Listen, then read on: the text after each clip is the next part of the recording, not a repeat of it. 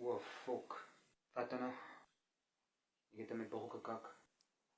Wat bedoel jy? As kak in my broek. Nou, is daar nou kak in jou broek? Ja,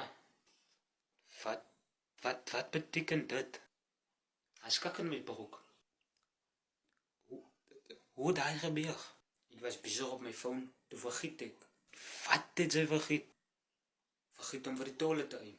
Sy is in die sitkamer. Dis seker hoekom ek gemis het. Nou, wat gaan sy nou maak? Wat almal doen in die situasie. Wat is 'n situasie? Wat maak jy in 'n broek kak? Ek kak in my broekie. Kak jy nie in 'n broekie? Ek kak in my broekie. Kakparaat. Ek kak in my broekie. Russel, jy hoef nie om skaam te wees as in jou broek kakkie. Ek kak in my broekie. Een keer 'n week, of 2 keer 'n week.